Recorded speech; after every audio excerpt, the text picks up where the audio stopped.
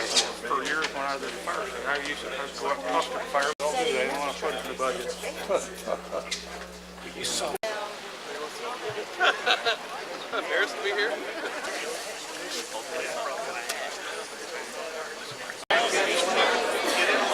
Hey, Lynn, go on in. Should we not hit me?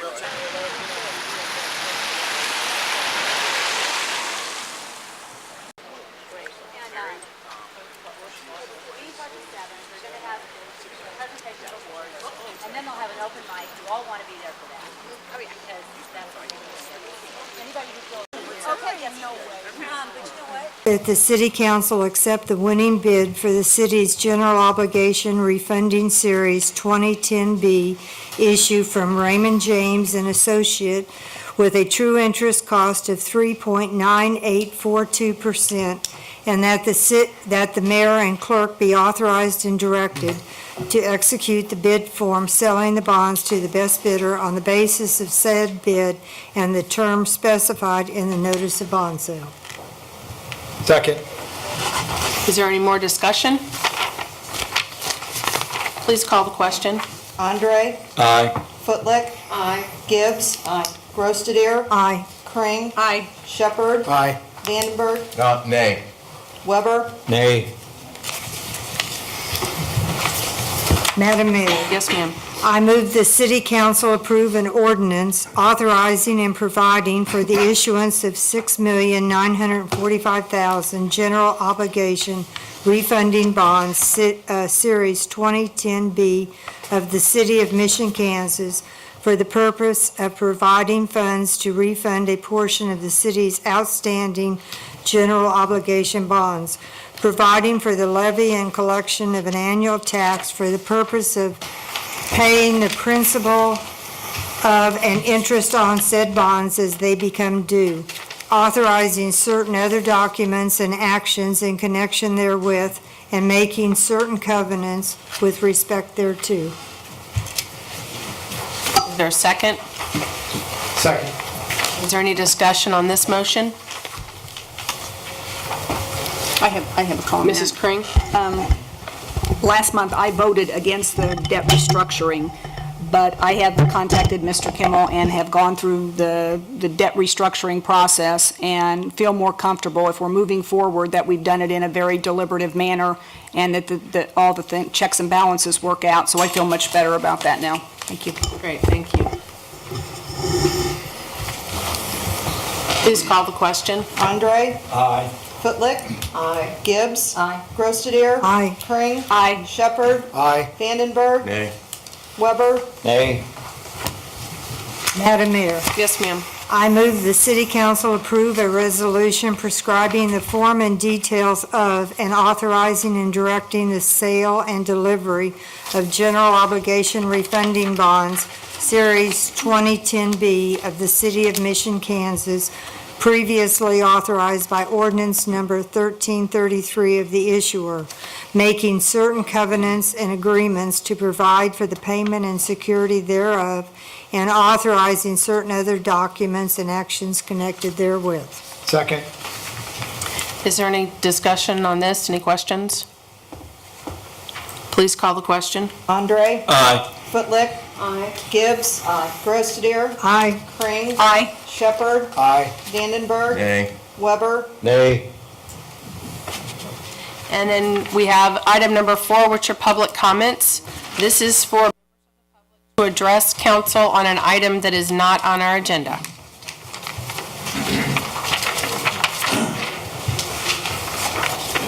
Hello, my name is Dave Conrad. Let's see, I'm at 5817 Robinson Lane, Overland Park, Kansas. Good evening.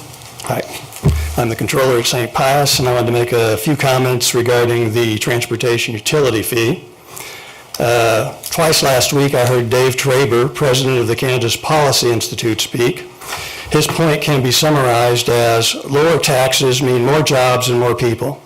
I think this would be especially true for a city like Mission, as it is much easier for businesses to leave Mission for one of the neighboring cities. He indicated that businesses all over the country are moving in search of a better tax environment. It seems to me that some of our past success here in Mission has been because we're a business-friendly city. I think Mission to continue to be successful, it should strive to keep taxes for businesses as low as possible. And of course, we have the publicity regarding the transportation utility fee, also known as the driveway tax, has certainly put the idea of Mission being a business-friendly city in doubt, if not obliterating it. Along with the actual fee itself, there's a tremendous increase in stormwater fees. I'm thinking businesses may not be feeling very welcome right now. The roads were built to attract the businesses to come here and help build a better community. And now that they are here, it seems to me the city is changing the rules in the middle of the game. Why should an additional burden be placed on the businesses that already collect sales tax for the city and pay property tax and stormwater fees? I basically have three general points. The first one is in regard to the original purpose of the transportation utility fee. It seems to me that I read in the minutes that in July of last year, the reason for authorizing staff to proceed with developing the, I'll call it a TUF, was that we were concerned about the Johnson County CARS money and the state highway funds going away. As near as I can tell, those funds have not gone away, and yet we now have a transportation utility fee. The second is I've always wondered for some time as to whether there wasn't a plan B, something that would work better, and I've seen some evidence that the city potentially has other ways of addressing funding issues, part of which we just witnessed tonight. In order to free up $1 million in cash flow, over $1 million in cash flow each in the next 5 years, you're restructuring the debt. Additionally, it looks like the stormwater fee may generate another $900,000 over the budget that was put out in August. I got the impression from the restructure discussion at last month's meeting that there was an increase that's not shown in any budget that's been put out so far. And then, as part of the budget resolution in May, you asked the staff to come up with $500,000 in budget cuts, and I'm pretty sure they came up with over $610,000, so that's an additional $110,000 there. So the addition of all these three things looks to me like you've freed up approximately $2.1 million in additional cash flow, and yet we still have the transportation utility fee.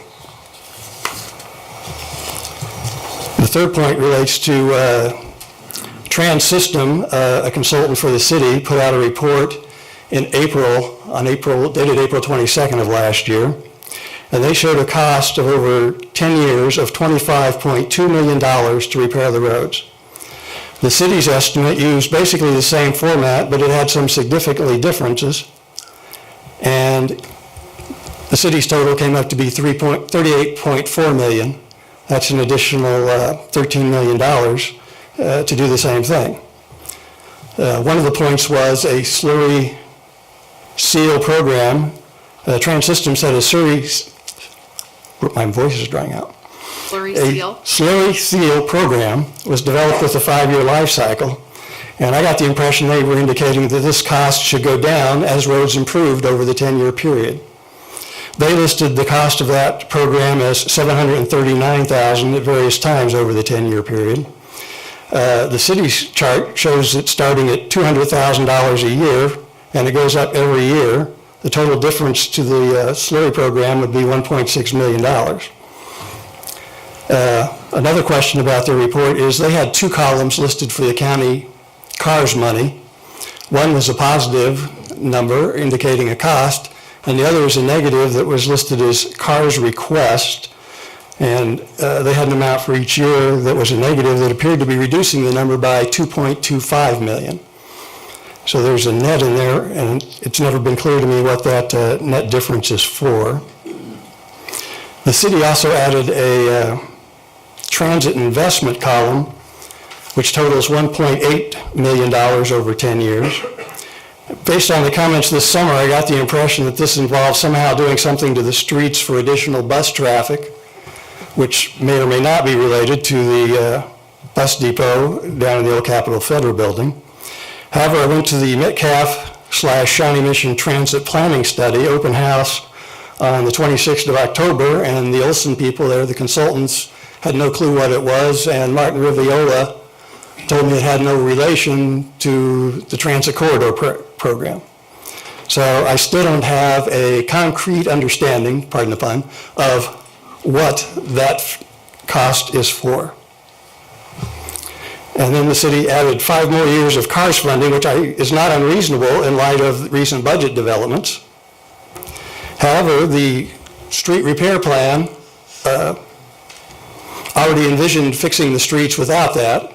And so by adding that extra $7.5 million over the last 5 years, I'm wondering if, shouldn't that number reduce the repair number, which was in the first column? Both the city and the consultant agreed that the cost over 10 years would be just under $16 million to repair the streets, plus this other cost. So it seems to me that in years 6 through 10, in column 1, where the repairs are, if you're having CARS money, shouldn't that reduce some of the funding needed in column 1? I don't think we're talking about building new roads. Am I not clear on that yet? No, I was just a little confused about what your understanding is on the CARS and the funds the city's raising. Are you presuming that the money that the city's raising is to generate enough money for the city's portion and any other portion that we would be raising? Because under our 10-year plan, we're not calculated to raise, 38 million, 5 million or 30. I mean, we're looking to do 1.5 million a year over that 10-year period. Yeah, I understand that the city's portion is not 38.4 million. It's just, I don't know how to attack it otherwise. If there's no CARS money, the amount that the city would need to raise would be more than the 1.5 million over the 10 years that we're generating. Yes, that's presuming correct. we have assistance.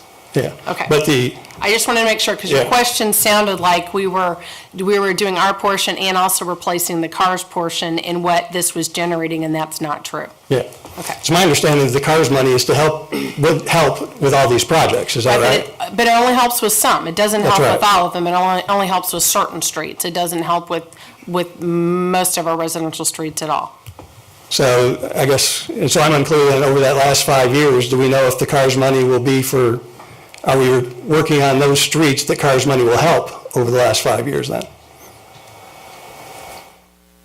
Well, we're going to be systematically working on our streets over the time period, so we were working on some streets that CARS assists and some streets that CARS Right. don't assist.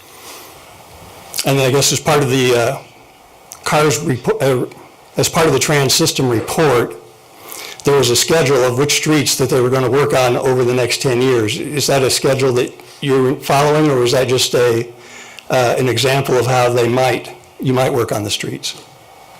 Yes. It's a rating system. It's a rating system. Okay. It's the second one. Okay. It's what they were suggesting to us based on what the street inventory showed, that we would start on the ones that were in the worst shape first to get them up, and then get the other roads up so we're all at the 8 level, so that as we do our maintenance in the future, we can extend the lives of all our roads.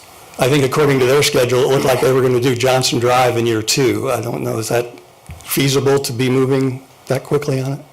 Well, I think it would be year 3, because there's planning that we need to do before we, disrupt everybody's lives to fix that road. Okay.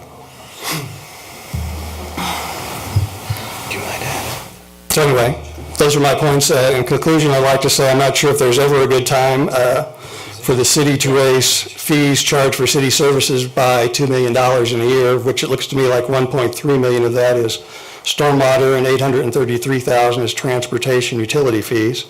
A number of people have said at public meetings during the last few months the time not to do it is during a recession, which is where we're at right now.